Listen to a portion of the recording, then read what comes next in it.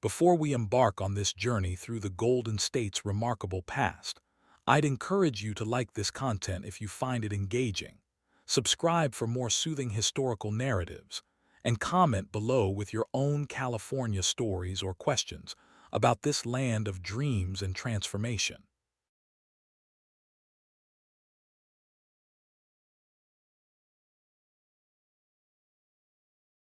Long before Hollywood cameras rolled or Silicon Valley circuits hummed, before gold seekers rushed to mountain streams or Spanish missions dotted coastal hills, California was a land shaped by forces far older than human memory.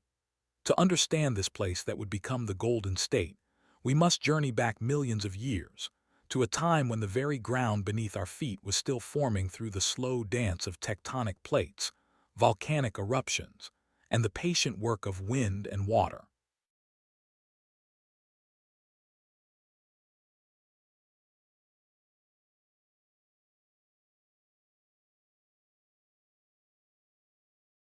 The California we know today was born from fire and collision. The Pacific Plate, grinding relentlessly against the North American continent, thrust up the Sierra Nevada mountains and carved the San Andreas fault system that still shapes the landscape. Volcanic activity painted the northern reaches with lava flows and ash deposits, while ancient seas advanced and retreated across the Central Valley, leaving behind the fertile sediments that would one day feed the world. The coast, into this geologically dynamic landscape came the first humans, crossing the Bering Land Bridge during the last ice age more than 15,000 years ago. These Paleo-Indians found a land unlike anywhere else on the continent, a place where snow-capped mountains stood within sight of sun-warmed beaches, where desert bloomed next to redwood forests, where rivers carried gold from granite peaks to inland seas. The descendants of these first Californians would develop into one of the most diverse collections of native cultures in North America. By the time Europeans first glimpsed the California coast, more than 300,000 indigenous people lived here, speaking over 100 distinct languages and representing dozens of cultural groups. Each had adapted to California's remarkable environmental diversity, creating ways of life perfectly suited to their particular corners of this vast land. In the northwestern forests, the Yurok and Hupa peoples built sophisticated societies centered on salmon runs and redwood forests. They constructed plank houses from the giant trees, carved elegant canoes for river travel, and developed complex ceremonial cycles that marked the seasons of abundance. Their basketry was among the finest in the world, woven so tightly it could hold water, decorated with patterns. Along the central coast, the Chumash became master mariners, building tamals, plank canoes capable of crossing the treacherous Santa Barbara Channel to the offshore islands. Their villages dotted the coastline from Malibu to San Luis Obispo, connected by trade networks that carried goods from the desert to the sea. They were also accomplished astronomers, tracking celestial movements with such precision that their calendar rivaled those of ancient civilizations across the ocean.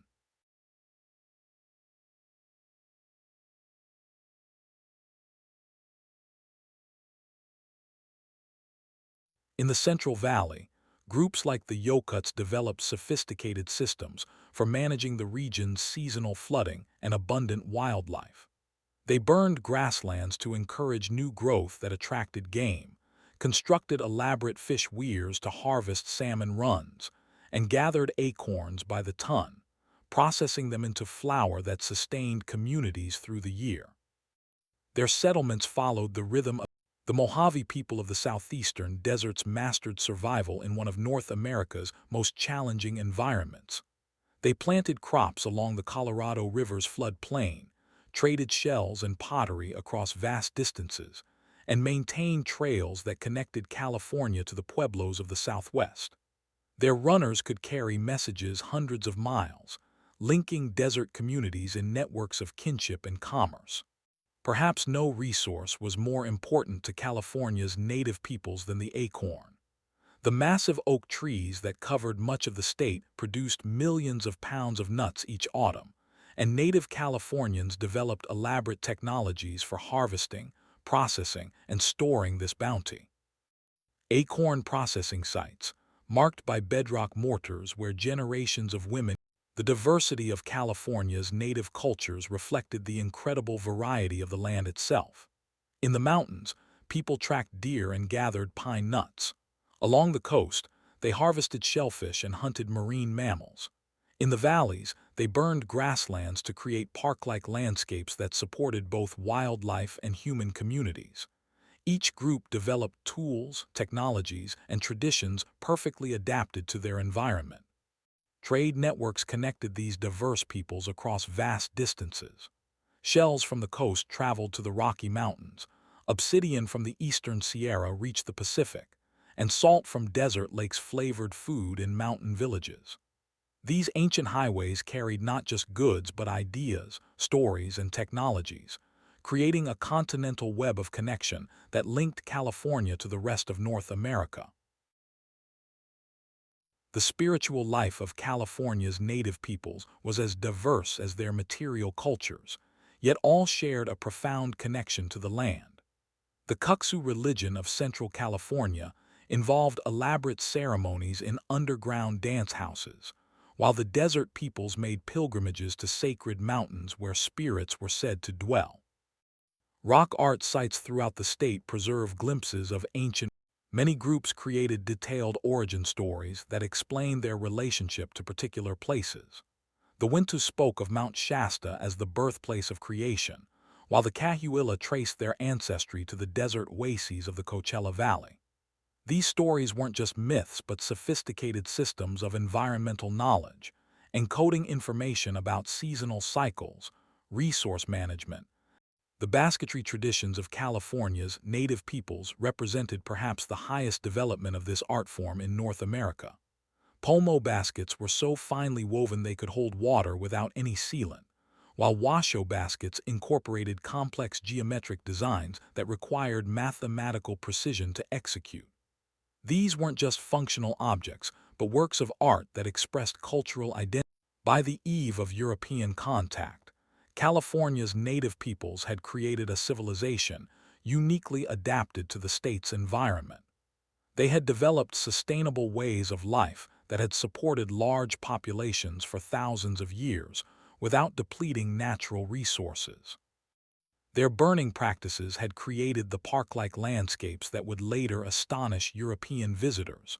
The archaeological record reveals the depth and continuity of these cultures.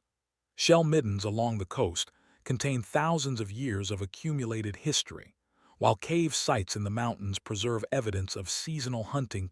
Yet this world of incredible diversity and adaptation was about to face the greatest challenge in its history. Far across the Pacific, Spanish ships were beginning to probe the American coast, carrying men driven by dreams of gold, glory, and the spread of Christianity. The collision between these two worlds, one that had evolved in harmony with California.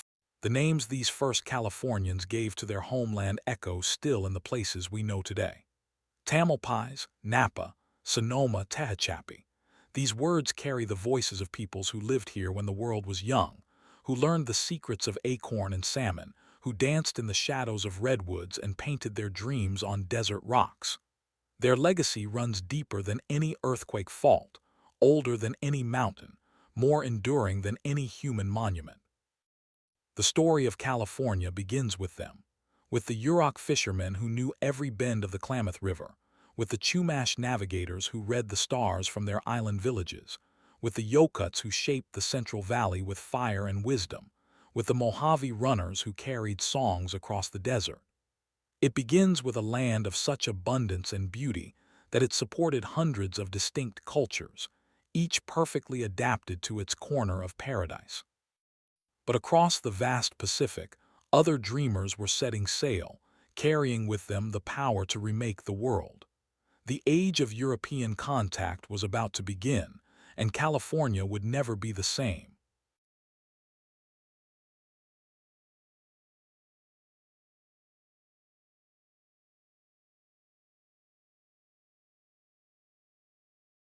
The morning of September 28, 1542, dawned clear and calm along the California coast as Portuguese navigator Juan Rodrigues Cabrillo, sailing under the Spanish flag, became the first European to set foot on what would one day be called the Golden State.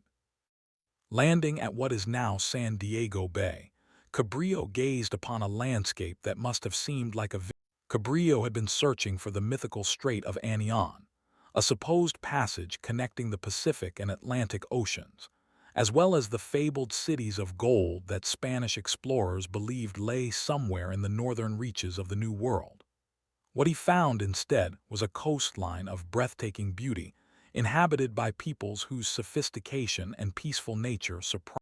As Cabrillo's ships sailed northward along the coast, they encountered Chumash settlements along what is now the Santa Barbara Channel. The Spanish marveled at the native Californian seagoing canoes and their apparent prosperity, noting villages with hundreds of inhabitants and evidence of extensive trade networks. Yet Cabrillo's expedition was brief. He died during the winter on San Miguel Island, and his men returned. For more than half a century after Cabrillo's voyage, California remained on the edges of Spanish awareness. Occasional ships passed along the coast, including Sir Francis Drake's Golden Hind in 1579, but the distances were vast. The indigenous peoples showed no signs of gold or silver, and Spain's attention was focused on the immediately profitable territories of Mexico and Peru. California. This changed in the 1760s when international politics forced Spain to reconsider its northern frontier. Russian fur traders were pushing down from Alaska, establishing settlements and trading posts that threatened Spanish claims to the Pacific coast. At the same time, the British were expanding their influence in the Pacific, and French explorers were probing westward across North America. The result was one of the most ambitious colonization efforts in North American history. In 1769, Spanish authorities launched a coordinated expedition to establish permanent settlements in California. The Sacred Expedition, as it came to be known, included both overland and sea routes, bringing soldiers, missionaries, craftsmen, and supplies to found what. Leading the spiritual component of this effort was Father Junipero Serra, a Franciscan missionary whose zeal for converting indigenous peoples to Christianity would shape California for generations. Serra, despite being small in stature and walking with a pronounced limp from an old leg injury, possessed an iron will and unshakable faith in his mission. He envisioned a chain of missions stretching up the California coast. The first mission, San Diego de Alcalá, was founded on July 16, 1769, on a hill overlooking San Diego Bay. The early years were marked by struggle and conflict, as Spanish soldiers and missionaries attempted to impose their authority on the Kumeyaay people, who had lived in the region for thousands of years. The Kumeyaay initially tolerated the Spanish presence, but grew increasingly hostile as they realized that the newcomer. Despite these challenges, the mission system expanded northward. Mission San Carlos Borromeo, founded near present-day Carmel in 1770, became Serra's headquarters and the capital of Spanish California. Mission San Antonio de Padua, established in 1771 in the remote Salinas Valley, demonstrated Spanish determination to claim even the most isolated parts of the territory. By 1770, the mission system that emerged was complex and often contradictory. On one hand, the Franciscan missionaries genuinely believed they were saving indigenous souls and bringing civilization to California. They taught European agricultural techniques, crafts, and literacy, while building impressive churches, workshops, and living quarters. The missions became centers of learning where native Californians learned to read and write Spanish. Yet the missions were also instruments of cultural destruction and forced labor. Spanish missionaries sought to replace indigenous languages with Spanish, native religions with Catholicism, and traditional ways of life with European customs. Indigenous people who entered the mission system, whether voluntarily or by force, found themselves subject to strict discipline, required to work. Life at the missions was governed by the sound of bells that called the native residents to prayer work, and meals throughout the day. The converted indigenous people, known as neophytes, lived in dormitories segregated by age and gender, ate communal meals, and spent their days tending cattle, growing crops, weaving cloth, and learning trades. Children were separated from their parents and raised by the missionaries, who sought to erase indigenous culture from the next generation. The impact on California's native populations was devastating. European diseases, smallpox, measles, typhus, swept through indigenous communities, killing thousands who had no immunity to these foreign pathogens. Traditional food sources were disrupted as mission cattle grazed on native plants, and Spanish agriculture altered local ecosystems. Many groups were forced to abandon their ancestral lands and move to missions, while others fled to the interior to escape Spanish control. Yet the mission system also created new forms of cultural expression and survival. Indigenous artisans incorporated traditional designs into Spanish-commissioned artwork, creating a unique California style that blended European and Native American elements. Some native people found ways to preserve their languages and traditions within the mission system, passing down. By 1823, when the last mission was founded at Sonoma, the chain included 21 establishments stretching from San Diego to the San Francisco Bay Area.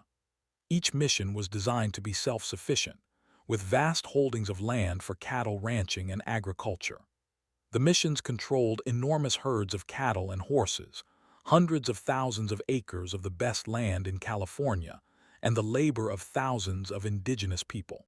The Spanish colonial period also saw the establishment of presidios, military fortresses at San Diego, Santa Barbara, Monterey, and San Francisco, and pueblos or civilian towns at Los Angeles and San Jose.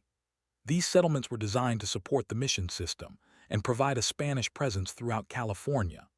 The presidios were often undermanned and poorly supplied, while the pueblos grew slowly, populated by a mixture of Spanish colonists, mestizos, and retired soldiers.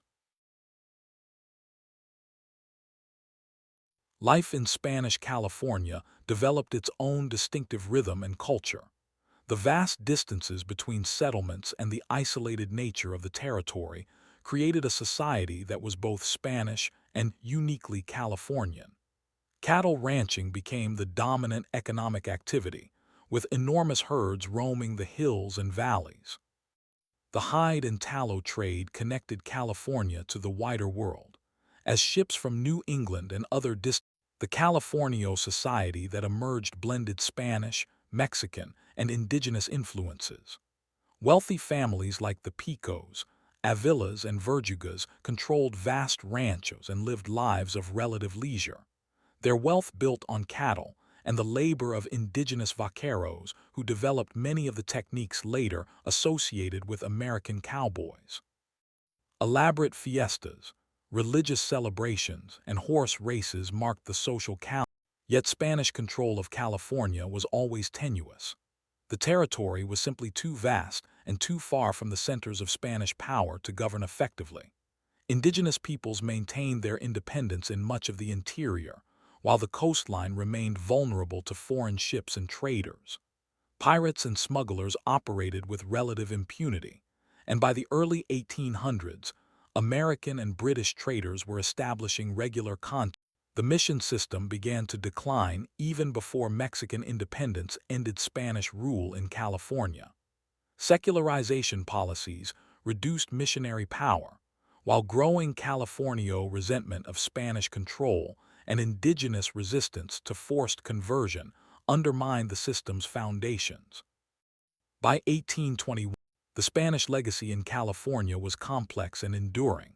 Spanish place names, Los Angeles, San Francisco, Sacramento, San Diego, would remain long after Spanish rule ended.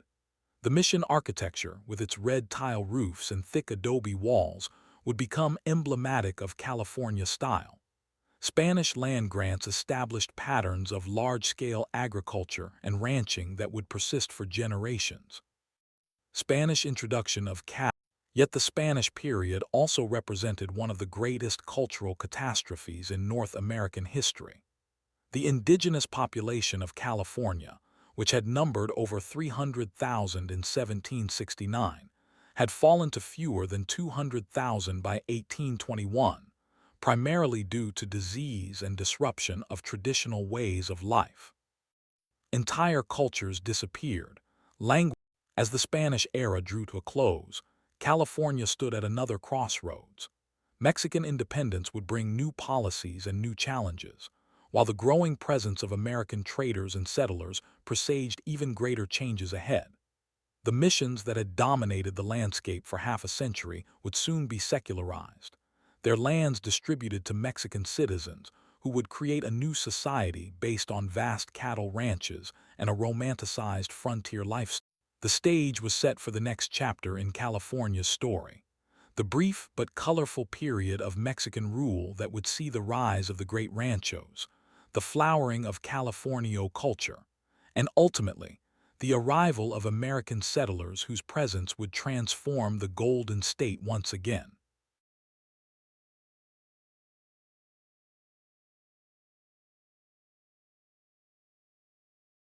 The bells of Mission San Gabriel echoed across the San Fernando Valley on September 27, 1821, calling the faithful to morning prayers just as they had for over 50 years.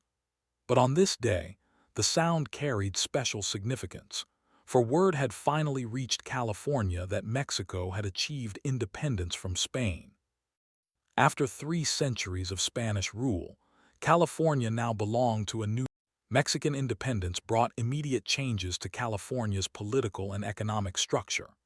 The new Mexican government, influenced by liberal ideas about individual rights and economic freedom, viewed the Spanish mission system as an outdated relic of colonial control. The missions controlled vast territories, nearly 1/6 of all the land in California, and commanded the labor of thousands of indigenous people. To Mexican officials, the process of secularization began gradually, but accelerated throughout the 1820s and 1830s. Mexican law required that mission lands be distributed to the indigenous neophytes who had worked them, with the remainder available for Mexican citizens to claim as private ranches. In theory, secularization would free the native Californians from missionary control, while many indigenous people, after generations of mission life, found themselves unable to return to traditional ways of living that had been disrupted by Spanish colonization. The languages, customs, and ecological knowledge that had sustained their ancestors for thousands of years had been weakened or lost entirely. Without the protection of the missions, however paternalistic and controlling that protection had been, many native Californians became laborers on the new ranch. The greatest beneficiaries of secularization were the Californio families who received vast land grants from the Mexican government. These ranchos, some encompassing more than 100,000 acres, became the foundation of a new society that combined Mexican legal frameworks with the unique conditions of California's environment. Life on the great ranchos developed a distinctive character that would become legendary in California history. The Californio rancheros, as the owners of these vast estates came to be known, lived lives that seemed to embody a romantic ideal of pastoral prosperity. Their adobe haciendas, built around central courtyards and topped with red tile roofs, became centers of hospitality where visitors could expect to be fed, housed, and entertained for days or weeks without question. The foundation of rancho prosperity was cattle, thousands upon thousands of cattle that roamed the hills and valleys of California. These animals, descendants of Spanish stock brought north by the missions, had adapted perfectly to California's Mediterranean climate. They required little care, multiplied rapidly, and provided the raw materials for California's primary industry, the hide and tallow trade. Every few years, ships from New England, Boston, and other distant ports would arrive along the California coast to trade manufactured goods for California's leather and fat. The process was elaborate and colorful. Rancheros would round up their cattle in massive rodeos, slaughter them by the hundreds, and cure the hides in the California sun. The tallow was boiled down in huge iron pots, then packed into leather bags for shipment. These products, especially the hide and tallow trade, connected California to the global economy, but in a way that reinforced its pastoral character. Unlike the industrial development occurring in other parts of North America, California's wealth was built on land and cattle rather than manufacturing or intensive agriculture. This gave Californio society a distinctly aristocratic flavor, with successful ranchero families developing elaborate codes of hospitality. Californio culture blended Mexican traditions with adaptations to local conditions and indigenous influences. The vaqueros who worked the cattle herds developed techniques and equipment that would later influence American cowboy culture. The lariat, the distinctive California saddle, and methods of horse training that took advantage of the region's mild climate and open ranges.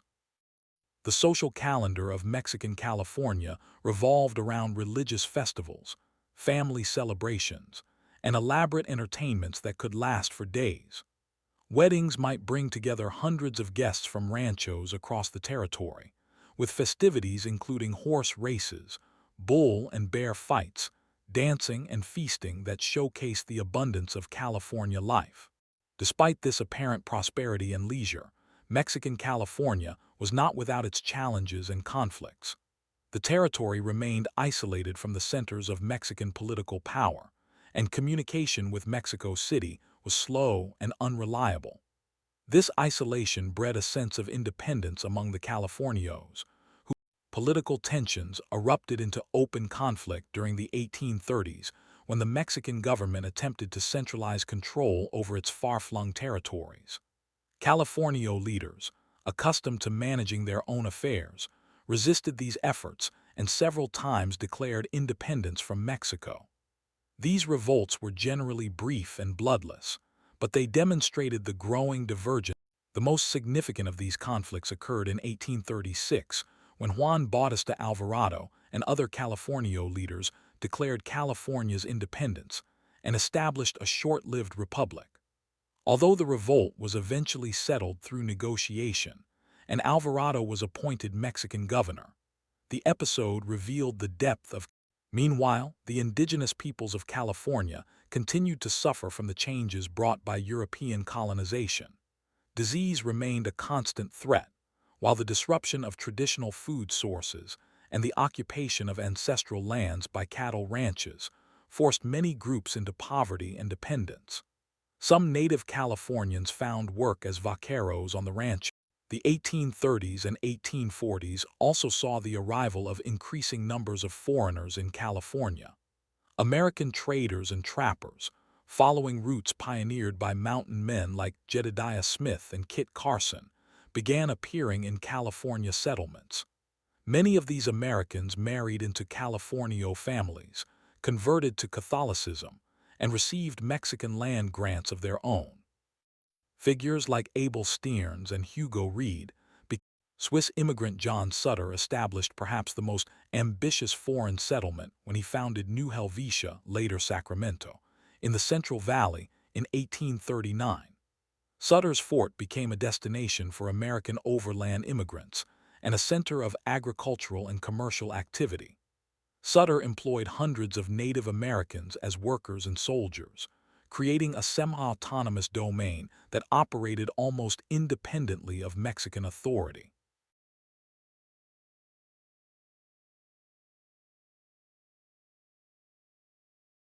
The arrival of overland American immigrants accelerated during the 1840s as economic opportunities in California became better known in the United States. The Bidwell-Bartleson Party of 1841 was among the first organized groups of American families to make the overland journey, followed by increasing numbers who were drawn by reports of California's mild climate and fertile land. Most of these immigrants settled in the Central Valley. Relations between these American immigrants and the Mexican government grew increasingly tense as the decade progressed. Many Americans refused to become Mexican citizens or convert to Catholicism as required by Mexican law, while Mexican officials worried that California might follow the path of Texas and declare independence with American support. These tensions were exacerbated by the broader conflict between Mexico. The Bear Flag Revolt of June 1846 marked the beginning of the end for Mexican California. American settlers in the Sacramento Valley, led by William Ide and John C. Fremont, captured the town of Sonoma and declared the independence of the California Republic. The republic lasted only 25 days before being superseded. The Mexican-American War in California was relatively brief and resulted in surprisingly little bloodshed compared to other theaters of the conflict. Most Californio rancheros, faced with the choice between Mexican rule from distant Mexico City and American rule that might preserve their land and status, chose accommodation rather than resistance. The Mexican period in California history, lasting just 25 years from 1821 to 1846, was brief but significant. It created the rancho system that would shape California land use for generations, established many of the great families whose names still mark California's landscape, and developed a distinctive culture that blended Mexican, Spanish, and indigenous elements. As American rule began in 1846, few could have predicted the dramatic changes that lay ahead. The discovery of gold at Sutter's Mill was still 2 years away, but when it came, it would transform California more rapidly and completely than anything in its previous history. The pastoral world of the great rancho would give way to the frenetic energy of the gold rush, and California would never again. The legacy of Mexican California would endure, however, in the names of cities and counties, in architectural styles that would define California's image around the world, in ranching traditions that would influence the American West, and in the complex questions of land ownership and cultural identity that would challenge California for generations to come. The morning of January 24, 1848, dawned clear and cold along the American River, where James Marshall was inspecting the tailrace of a sawmill he was building for John Sutter. As the water rushed through the wooden channel, something glinting in the gravelly bottom caught his eye. Reaching down into the icy water, Marshall picked up a small, yellow nugget that would change the course of California history and capture the imagination of the world. "Boys," he reportedly told his workers, "I believe I've found a gold mine." Marshall's discovery at Sutter's Mill unleashed the greatest mass migration in American history up to that time. Within months, the news had spread across the continent and around the globe, triggering a human stampede toward California unlike anything the world had ever seen. The sleepy territory that had barely 14,000 non-native residents in 1848 would see its population swell to over 300,000. The first to hear the news were those already in California. By spring of 1848, miners were working every stream and creek draining the western slopes of the Sierra Nevada. San Francisco, which had been a quiet village of about 1,000 people, was almost completely abandoned as residents rushed to the gold fields. Ships sat deserted in the harbor. The early days of the gold rush seemed to confirm every wild dream of easy riches. Stories circulated of miners picking nuggets the size of hens' eggs from creek beds, of men making hundreds of dollars a day with nothing more than a shovel and a pan. A loaf of bread that cost 4 cents in New York sold for 75 cents in the goldfields, while eggs could fetch $1 each, and a bottle of pickles might bring $10. These fantastic prices. News of the California gold strike reached the East Coast in December 1848, when President James K. Polk confirmed the discoveries in his annual message to Congress. The confirmation by the president himself set off a nationwide frenzy. Gold fever swept across America and soon infected much of the world. Farmers in Ohio sold their farms. The journey to California was itself an epic adventure fraught with danger and hardship.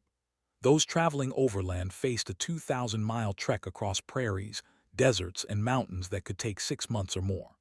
The California Trail was soon littered with abandoned possessions as travelers lightened their loads, and marked by countless graves of those with more money could book passage on ships sailing around Cape Horn, a voyage of 15,000 miles that could take 6 to 8 months.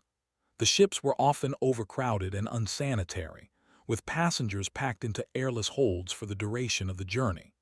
Scurvy, typhoid, and other diseases were common, while storms off Cape Horn could last for weeks, battering ships and terrifying passengers who had never experienced.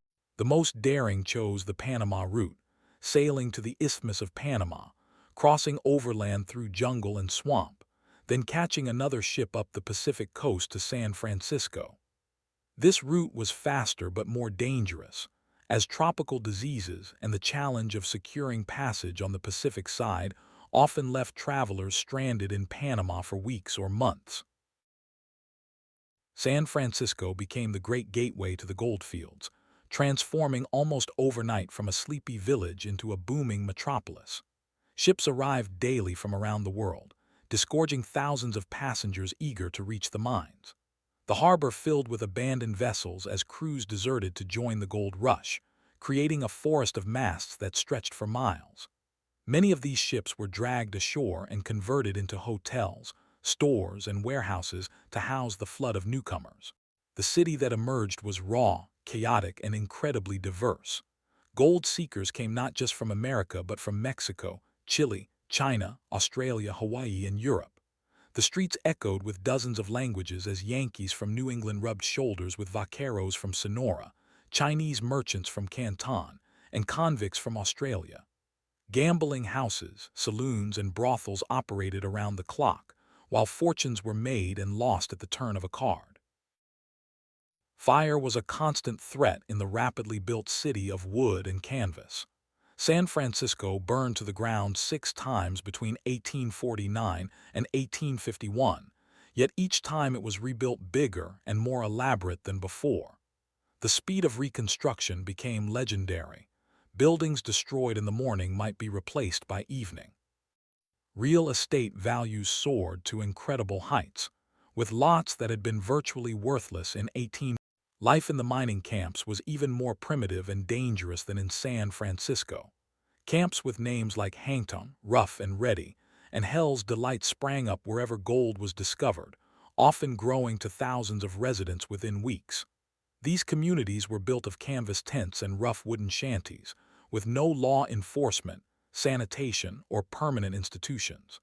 Violence was common, as disputes over claims led to shootouts and mob justice. The mining techniques evolved rapidly as the easily accessible gold was depleted. The first miners used simple pans to wash gold from stream gravels, but soon more sophisticated methods appeared.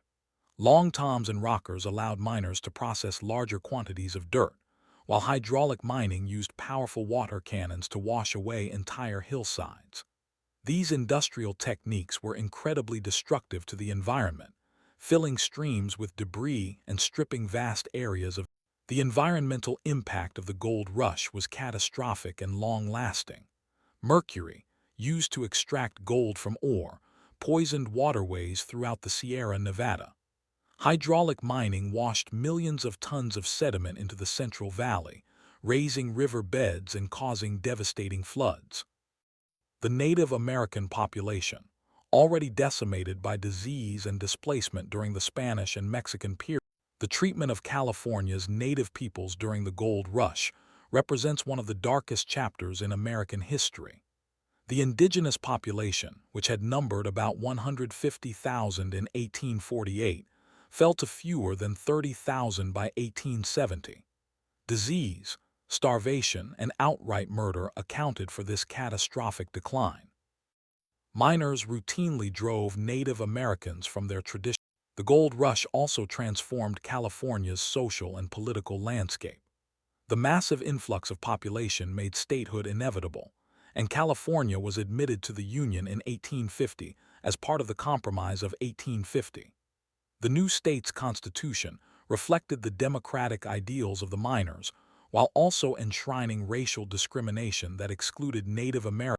Chinese immigrants faced particular hostility and discrimination. Despite their significant contributions to mining, railroad construction, and agriculture, they were subjected to special taxes, prohibited from testifying in court, and excluded from many occupations. Anti-Chinese sentiment would eventually lead to the Chinese Exclusion Act of 1882. The economic impact of the gold rush extended far beyond California. The billions of dollars in gold extracted from California mines helped finance Union forces during the Civil War and contributed to a global expansion of credit and investment. The need to transport people and goods to California spurred development of transcontinental transportation networks, including the Panama Railroad and eventually the Transcontinental Railroad.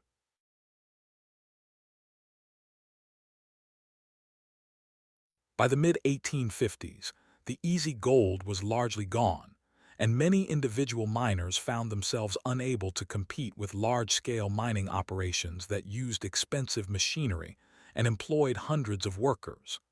Some miners returned home, while others stayed in California and turned to farming, ranching, or business. The population stabilized. The social consequences of the gold rush were equally profound.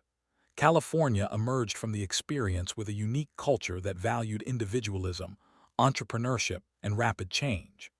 The state's population was overwhelmingly male, young, and mobile, creating social patterns that would influence California for generations. The absence of traditional social hierarchies and established institutions created opportunities for social mobility, but also contributed to lawlessness and instability.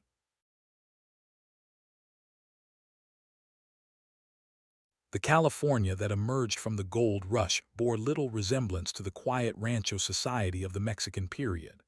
The great Californio families saw their political power diminished and their land holdings challenged by American squatters and legal disputes. Many ranchos were broken up and sold to pay legal fees or taxes, while others were lost to foreclosure. The pastoral economy of hide and tallow was replaced by intensive agriculture. Yet the gold rush also created the foundation for California's future growth and development. The infrastructure built to support the mining economy, roads, railroads, telegraph lines, and ports, would serve the state well as it diversified into agriculture, manufacturing, and eventually high technology. The diverse population attracted by gold created the environmental scars of the gold rush would take generations to heal, if they ever healed at all.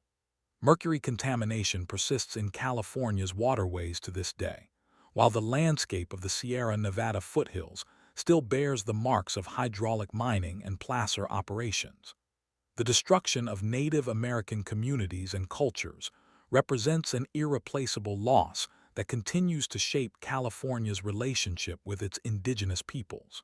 As the initial gold rush frenzy subsided in the late 1850s, California began the long process of building a stable, diverse economy and society.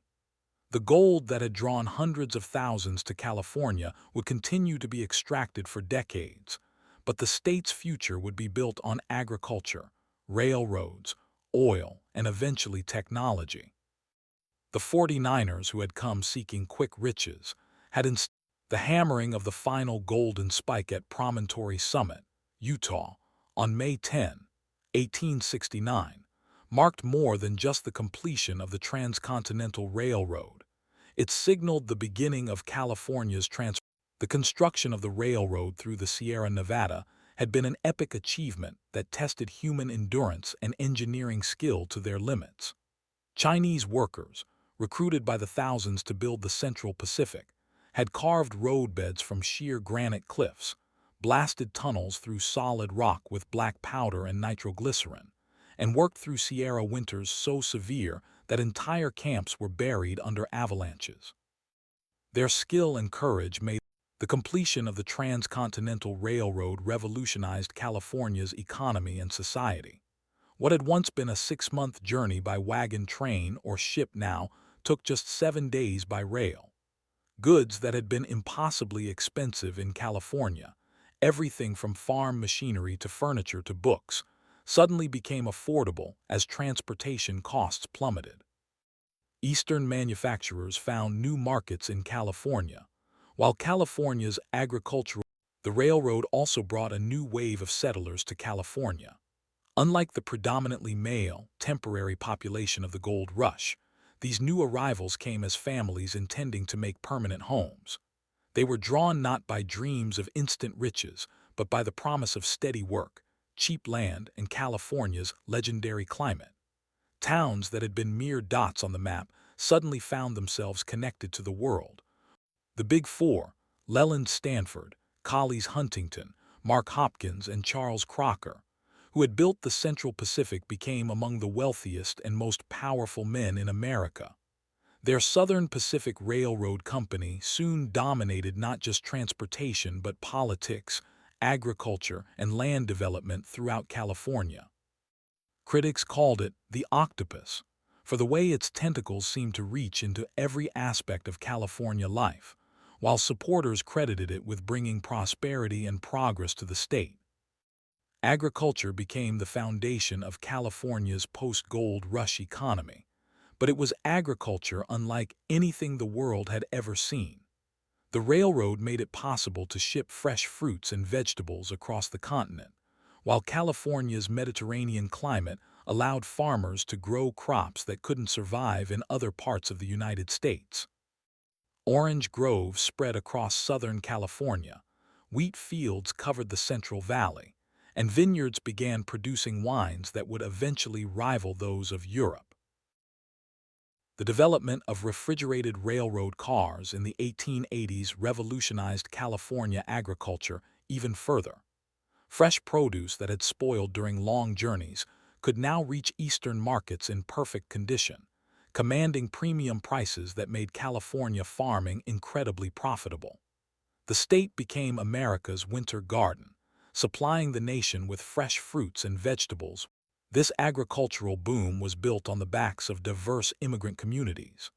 Chinese workers, excluded from mining and many other occupations, found opportunities in agriculture, developing sophisticated irrigation systems and introducing new crops and farming techniques.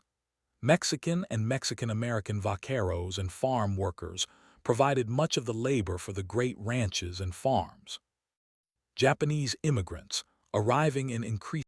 The transformation of California agriculture was perhaps most visible in the rise of the citrus industry.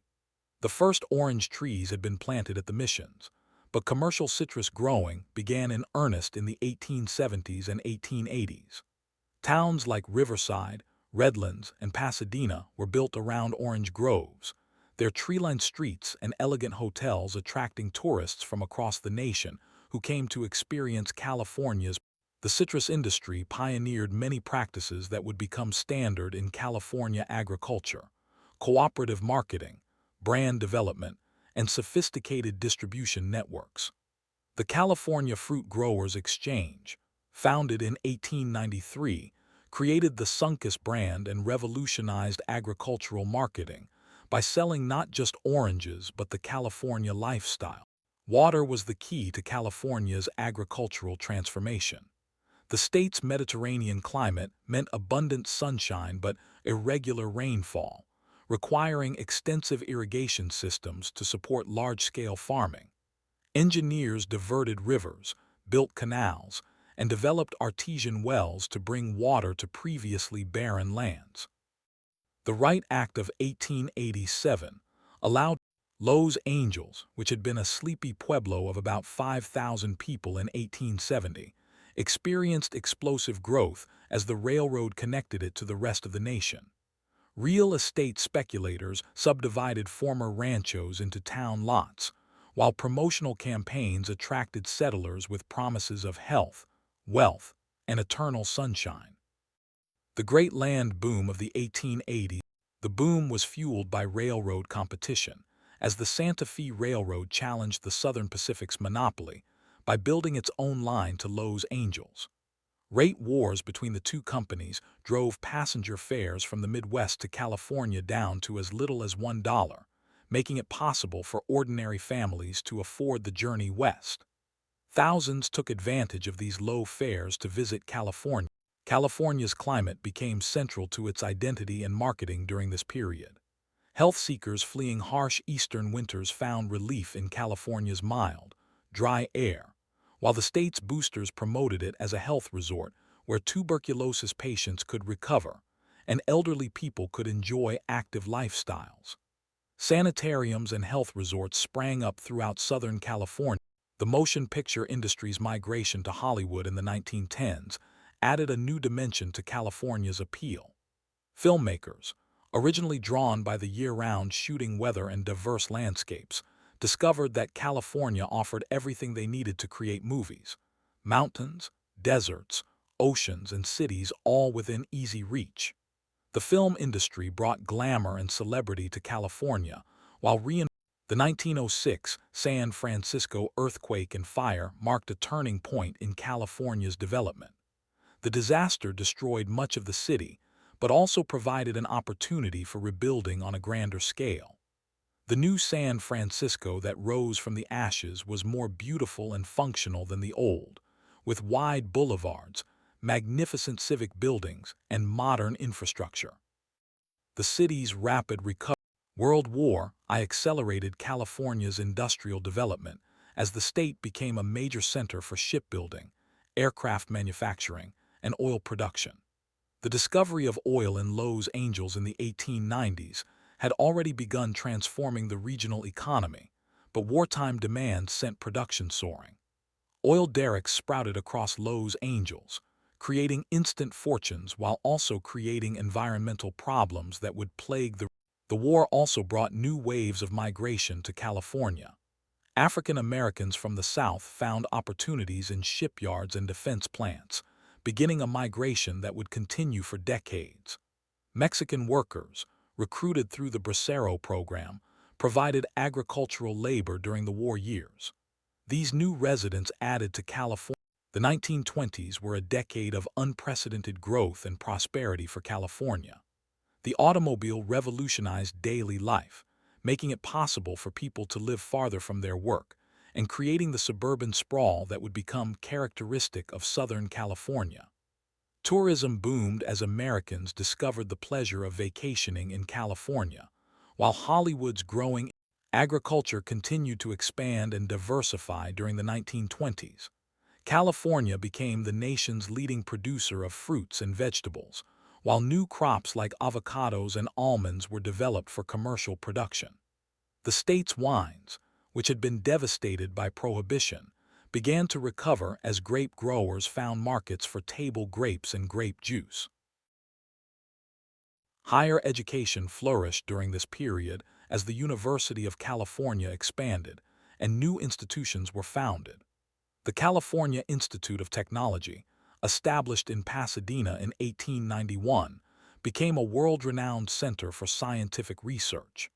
Stanford University, founded by railroad magnate Leland Stanford as a memorial to his son, emerged as a major research university. These institutions attracted. By 1930, California had become the fifth most populous state in the nation, with over 5.6 million residents. It had transformed from a frontier territory dependent on gold mining into a modern, diversified economy based on agriculture, manufacturing, oil production, entertainment, and tourism. The state's cities had grown into major metropolitan areas, while its rural regions had been transformed by irrigation and scientific agriculture.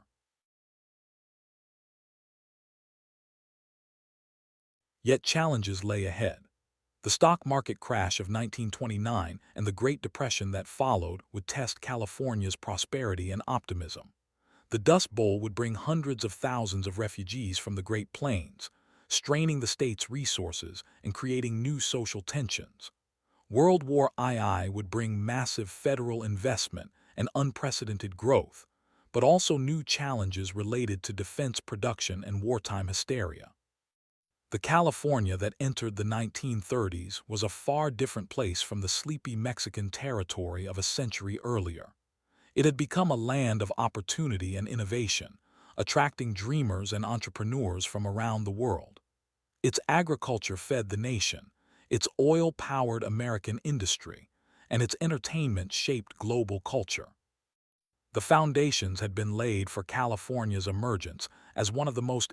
The stock market crash of October 1929 shattered California's prosperity as suddenly as an earthquake, bringing an end to the Roaring Twenties and ushering in a decade of hardship that would test the state's resilience and reshape its identity. Banks failed across California, wiping out the savings of thousands of families. Construction projects. Yet California's suffering during the Great Depression was unique in one crucial way. While other parts of the nation emptied out as people left in search of work, California became a destination for those fleeing even worse conditions elsewhere. The Dust Bowl that devastated the Great Plains sent hundreds of thousands of refugees westward, many following Route 66 to what they hoped would be a. The Dust Bowl migrants, often called Okies, regardless of their actual state of origin, arrived in California in numbers that staggered local communities. Between 1935 and 1940, more than 350,000 people made the desperate journey west, their belongings tied to the tops of battered automobiles and trucks. The reality these migrants found was far different from their expectations. California's agricultural economy was already struggling with overproduction and falling prices, and the arrival of hundreds of thousands of additional workers drove wages down to starvation levels. Migrant camps sprang up throughout the Central Valley, collections of tents, cardboard shacks, and jury-rigged shelters where entire families. John Steinbeck captured the plight of these migrants in his novel, The Grapes of Wrath, published in 1939.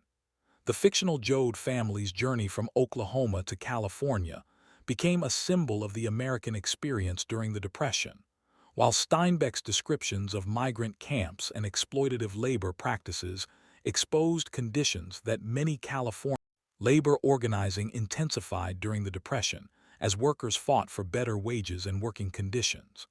The Communist Party and other radical organizations found receptive audiences among agricultural workers, longshoremen, and factory workers who felt abandoned by both employers and government. The 1934 West Coast waterfront strike shut down ports from San Diego to sea. Agricultural workers, many of them Mexican and Filipino immigrants, also organized for better conditions. Strikes in the cotton fields of the Central Valley and the lettuce fields of Salinas brought together workers of different ethnicities and backgrounds in common cause. These early organizing efforts laid the groundwork for later movements led by figures like Cesar Chavez and Dolores Huerta. The federal government's response to the Depression transformed California's relationship with Washington in fundamental ways. New Deal programs brought unprecedented federal investment to the state, funding massive infrastructure projects that would shape California's development for generations. The Golden Gate Bridge, completed in 1937, became an enduring. Perhaps no New Deal project had greater impact than the Central Valley Project, a massive system of dams, canals, and aqueducts designed to provide irrigation water and flood control throughout the Central Valley.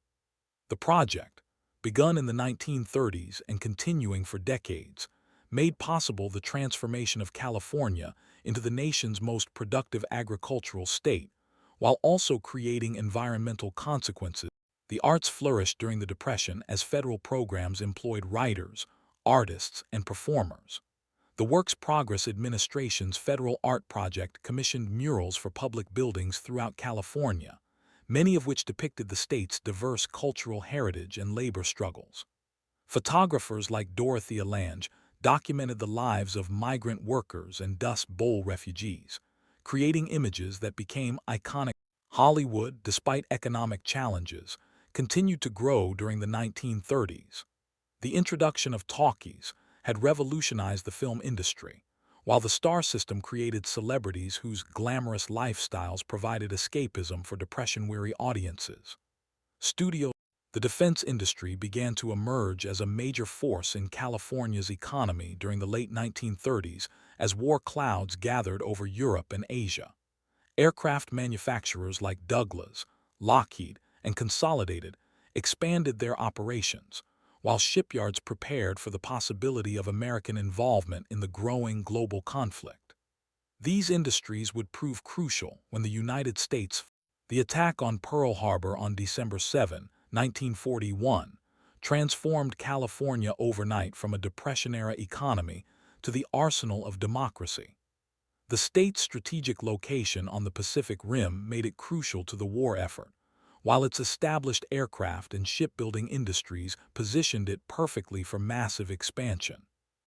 Within months, California was producing more military aircraft than any other state, while its shipyard. World War II brought the largest migration in California's history, as millions of workers moved to the state to fill defense jobs. The population swelled from 6.9 million in 1940 to 10.6 million in 1950, transforming California into the second most populous state in the nation. Cities like Richmond, where Henry Kaiser's shipyards employed over 90,000 workers, grew from small towns to. The war's impact on California society was profound and lasting. Women entered the workforce in unprecedented numbers, taking jobs in aircraft factories, shipyards, and other defense industries. Rosie the Riveter became a national symbol, but the reality was that women across California were building the planes and ships that would win the war. Many of these women continued working after the war, challenging traditional. African Americans experienced both opportunity and discrimination during the war years. Defense jobs offered better wages and working conditions than many had ever known, leading to a massive migration from the South.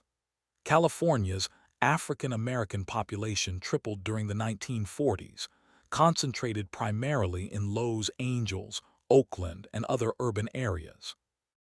However, the war's darkest chapter in California was the internment of Japanese Americans.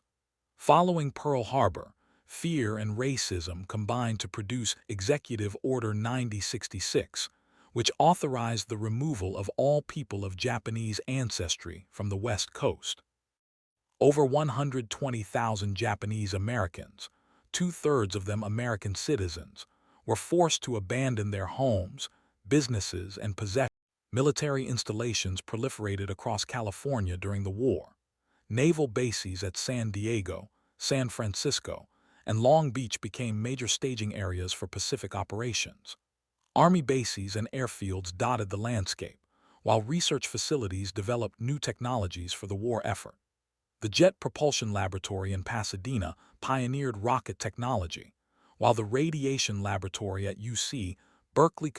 California's agricultural production reached new heights during the war as the state fed not only American troops, but also Allied forces around the world. The Bracero program brought Mexican workers to fill labor shortages, while technological innovations increased productivity. California's farms produced everything from canned goods for military rations to cotton for uniforms and parachutes.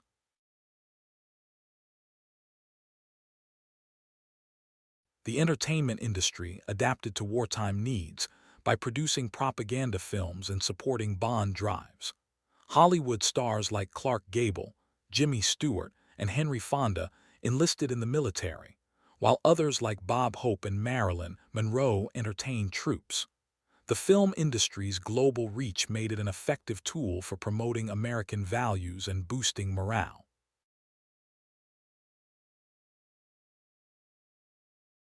By 1945, when the war ended, California had been fundamentally transformed. The defense industries that had mushroomed during the conflict formed the basis for continued growth in aerospace and technology. The federal government's massive investment in research and development had created a scientific and technological infrastructure that would drive innovation for decades. The population boom had created new communities and changed the social fabric of the state.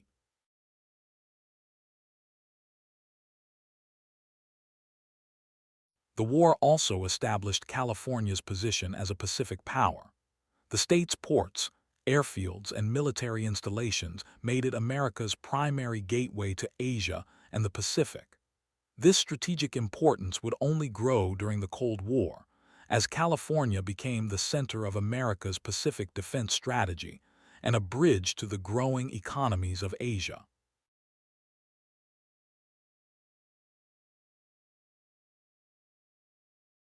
Perhaps most importantly, World War II had demonstrated California's capacity for rapid transformation and adaptation. In just 4 years, the state had evolved from a Depression-era economy dependent on agriculture and entertainment to a major industrial and technological powerhouse. This experience of dramatic change would become characteristic of California, preparing it for the even more rapid transformations that lay ahead in the post-war era. As California entered the post-war period, it carried with it the confidence that came from having played a crucial role in the Allied victory. The state had proven it could attract talent and investment from around the world, could adapt quickly to changing circumstances, and could innovate solutions to complex challenges. These qualities would serve it well as it entered an era of unprecedented growth and transformation that would make it the most populous and economically powerful state in the nation. The end of World War II found California poised on the threshold of an unprecedented era of growth and transformation. The state that had been shaped by Spanish missions, Mexican ranchos, gold rushes, and wartime production was about to enter what many would later call its golden age, a period of explosive population growth, technological innovation. The post-war boom began almost immediately as millions of veterans returned home to a California that had been fundamentally changed by the war effort. The GI Bill provided education and home loans that created unprecedented opportunities for homeownership and social mobility. Tract housing developments sprang up across the state, transforming orange groves and agricultural land into suburban neighborhoods with names like Lakewood, Levitt. The automobile became central to this new California lifestyle.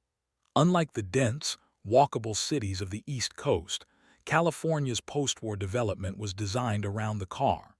Freeways stretched across the landscape, connecting suburban communities to urban centers and making it possible for families to live in one place. The defense industry that had emerged during World War II continued to drive California's economy throughout the Cold War. The aerospace industry became a defining feature of Southern California, with companies like Lockheed, North American Aviation, and McDonnell Douglas employing hundreds of thousands of engineers, technicians, and assembly workers. These companies did. The connection between defense spending and technological innovation was perhaps most visible in the development of what would later become Silicon Valley. Stanford University, flush with federal research contracts, encouraged faculty members to start companies and collaborate with industry. The Stanford Industrial Park, established in 1951, became a model for university-industry cooperation. Companies like Hewlett-Packard, founded by Stanford graduates in a Palo Alto garage, grew from tiny startups to global corporations. Higher education flourished during the post-war period, as California invested heavily in both the University of California and California State University systems.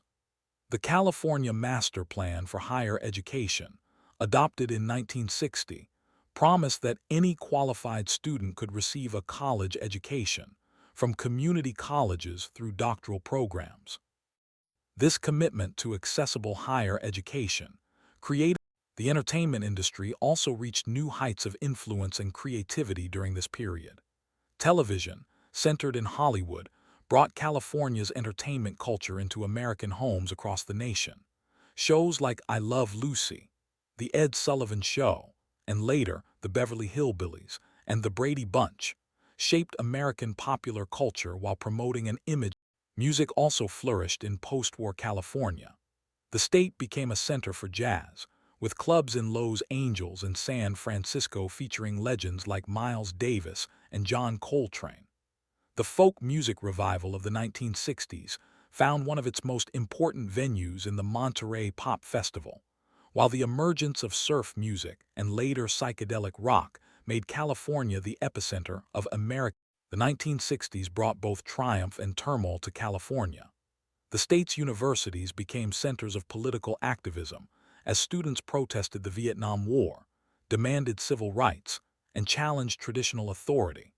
The free speech movement at UC Berkeley in 1964 sparked nationwide student protests, while the anti-war demonstrations at UCLA and other campuses brought international attention to the growing opposition to the civil rights movement also reached California, where African Americans who had migrated during and after World War II faced discrimination in housing, employment, and education. The Watts riots of 1965 shocked the nation and revealed the depth of racial tensions in Los Angeles. The uprising, which lasted 6 days and resulted in 34 deaths and over $40 million in property damage, marked a turning. The counterculture movement of the 1960s found its most famous expression in San Francisco's Haight-Ashbury district, where the Summer of Love in 1967 drew thousands of young people seeking alternative lifestyles and spiritual experiences. The hippie movement, with its emphasis on peace, love, and personal freedom, became synonymous with California's reputation for social experimentation and cultural innovation. Environmental awareness emerged as a major force in California during the 1960s and 1970s. The state's rapid growth had created serious pollution problems, from smog in Los Angeles to oil spills along the coast. The 1969 Santa Barbara oil spill galvanized public opinion and the technology revolution that would transform the global economy began in earnest during the 1970s and 1980s in the area south of San Francisco that became known as Silicon Valley. Companies like Intel, Apple, and Oracle pioneered the development of microprocessors, personal computers, and software that would revolutionize how people work, communicate, and live. The garage startup became a Silicon. The personal computer revolution democratized access to information and computing power in ways that seemed almost magical to those who remembered the room-sized computers of the 1950s. California entrepreneurs didn't just create new technologies. They reimagined the relationship between humans and machines, making computers user-friendly and accessible to ordinary people. The graphical user interface, the mouse, and many other innovations. Immigration from Asia and Latin America transformed California's demographics during the latter half of the 20th century. The Immigration Act of 1965 eliminated racial quotas and led to large-scale immigration from Asia, while economic and political upheaval in Latin America brought millions of Spanish-speaking immigrants to California. Los Angeles This diversity became one of California's greatest strengths, providing the cultural richness and global connections that would help the state thrive in an increasingly interconnected world. Immigrant entrepreneurs started thousands of businesses, from corner stores to high-tech companies. Immigrant workers filled crucial roles in agriculture, manufacturing, and services. The 1980s and 1990s saw California cement its position as America's economic powerhouse. The state's gross domestic product grew to rival that of entire nations, while Silicon Valley became the global center of technological innovation. The Internet, developed initially for military and academic use, Hollywood also reached new heights of global influence during this period. The blockbuster films of directors like Steven Spielberg and George Lucas not only dominated box offices worldwide, but also pioneered new technologies in special effects and sound. The emergence of independent filmmaking, centered in venues like the Sundance Film Festival, provided alternatives to mainstream Hollywood while maintaining California's position as the center. The challenges of the late 20th and early 21st centuries tested California's resilience and adaptability. Economic recessions, natural disasters, energy crises, and social tensions created periodic setbacks, but the state's diversity and innovative capacity allowed it to recover and continue growing. The dot-com crash of 2000 was followed by the emergence of social media companies like Facebook and Twitter. The climate change emerged as perhaps the greatest long-term challenge facing California. The state's Mediterranean climate, which had been one of its greatest assets, became increasingly unpredictable, with severe droughts alternating with devastating floods. Wildfires, always a part of California life, became more frequent and destructive, threatening communities throughout the state. Rising sea levels posed, yet California's response to climate change also demonstrated its capacity for innovation and leadership. The state became a global leader in renewable energy, with massive investments in solar and wind power. California's automotive emission standards, among the strictest in the world, helped drive the development of cleaner vehicles, and by the beginning of the 21st century, California had become far more than just a state. It was a global phenomenon. With nearly 40 million residents, it was more populous than all of Canada. Its economy, if California were an independent nation, would rank among the world's largest. Its universities attracted students from around the globe, while its technology companies shaped how billions of people lived and worked. Its entertainment industry influenced global culture, while its environmental policies were adopted by government. The California Dream, the idea that anyone could come to the Golden State and through hard work and innovation, achieve success and happiness, remained powerful even as it became more complex and challenging to achieve. Housing costs soared beyond the reach of many middle-class families, while income inequality grew between the wealthy tech entrepreneurs and entertainment executives and the service workers who kept the state's economy running. Yet the fundamental optimism that had always characterized California persisted. New waves of immigrants continued to arrive, drawn by opportunity and freedom. Entrepreneurs still started companies in garages, convinced they could change the world.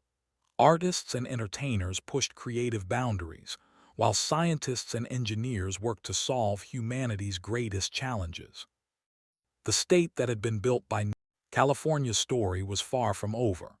Climate change, technological disruption, demographic change, and global economic shifts would continue to challenge and transform the Golden State. But the same qualities that had allowed California to thrive through previous transformations, its diversity, creativity, willingness to embrace change, and fundamental optimism about the future, positioned it to remain a beacon of innovation and opportunity in an uncertain world. From the ancient indigenous peoples who first called this land home to the tech entrepreneurs reshaping the global economy, California's history was one of continuous transformation and adaptation. It was a story of dreams pursued and achieved, of challenges overcome and opportunities seized, of people from every corner of the world coming together to build something new and extraordinary. As California moved into an uncertain but promising future,